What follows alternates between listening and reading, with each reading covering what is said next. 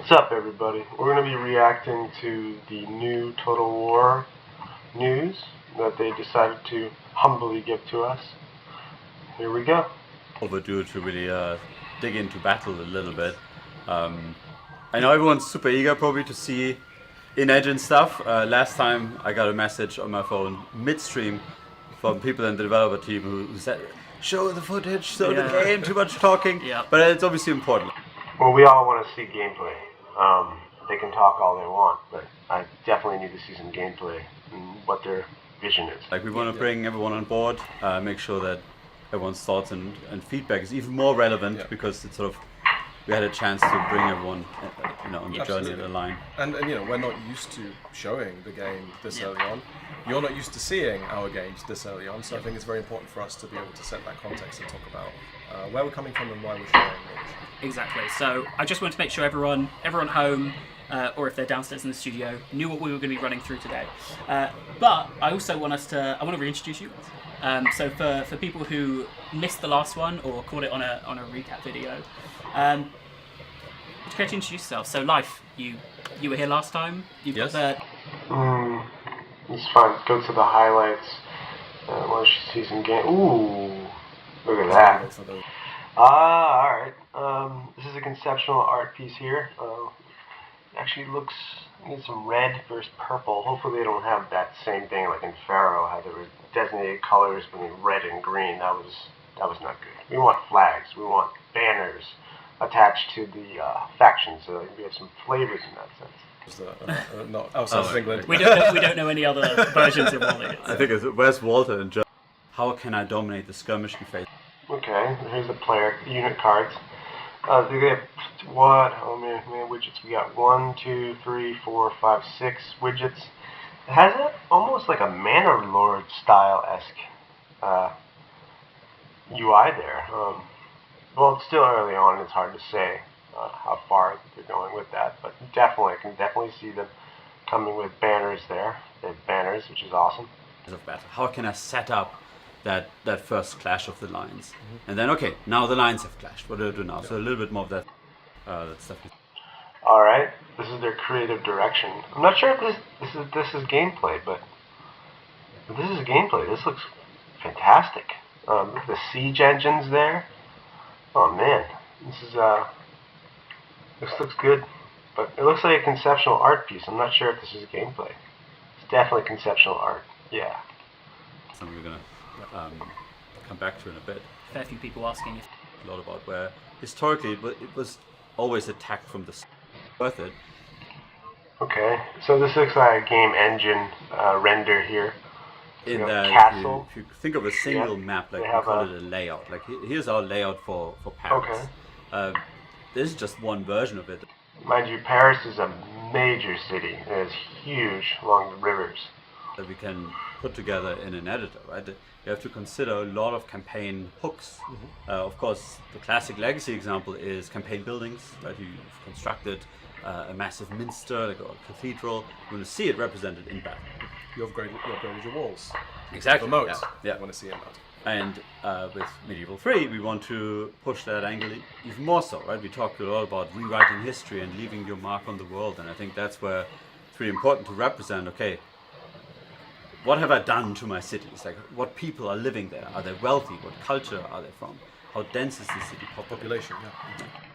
So this is good for the pro players that build tall and establish a supply rendered cities instead of having multiple cities of unmanageable chaos. Like sometimes I've went through it as a Total War player, but sometimes you like to build tall and you want to have that one really good city. That's my play style nowadays. So, but enough talk. Let's play this. So what you're seeing here is a single layout. And what the designer here is doing is essentially selecting, you could say, activating different layers, setting the wall level to a different level, changing settlement density, changing the overall size. There's castle wall size, wall height, number of wall layers, right? And you can really see how, let's say, starting from a single, smaller Okay, so settlement density. So I'm assuming through the game you can improve your settlement's density based off of resources. City, almost like a hamlet, how it's growing over time. Intriguing. And again, you know, as always with these things, we haven't settled on number of sizes or number of upgrades. These are all the things that we're exploring through our prototyping, through our testing. You know, what is the great balance of settlement levels, wall levels, number and size. Yeah, versus expand your city. That'd be fantastic. You shouldn't put any cap to that. That'd be great. Pre-production, and then once we settle on it, that's what we produce. I think what's really exciting about this is, so this is essentially the same thing again, just from a top-down view, which is a little bit less, window to the world, a little bit less evocative, but I think intimate. I look forward to the videos that There's videos of the rivers there. But we all know that feeling of, okay, walk up to this, so you have more open spaces, perhaps it's more. So you really can build along the city and the rivers there, expand your populace. But is this a rendered version or a campaign map? I'd like to see a campaign map. More wealthy or less wealthy, so where what we mentioned in the blog, you know, we're aiming to release, you know, Wolf might go a bit So larger. you're really gonna expand the city. Okay, next video. you good to go. Right, I'm just gonna have a quick. I was about to ask. You can make a city in the shape of your own name. feel like it. Will it play? Well, Yeah, we'll obviously see it in an engine in a bit, but and legacy challenge. So it comes to help, and that's what we have here, and that this feeds into the design of the settlements. Design the settlements. The underlying tech where we're working on, the pathfinding and unit control to be able to work. I'm gonna cut through all this and get to if there's a battle there. Okay, good. See of Medieval 3 there. Yep. Yeah. Awesome. And just to showcase like a little, let's say, mechanical nugget here. There's gameplay finally. Another example of sort of perhaps not necessarily psychology of battle per se, but with archers you can now actually suppress enemy units. So you can see now here this unit's suppressed because it's been fired upon. So awesome. For ranged units, reduce their. This is huge news. Looks like we gotta fix those ladders right there, a little too big. Accuracy and defensive capability. Do you want to call them out just immediately? Yes, let's call them out. Yes, there are pocket ladders here, as you can see, but this is purely to aid kind of development. We are working on the team. We already have kind of some versions of carried ladders, which is absolutely the intention for medieval. Yep.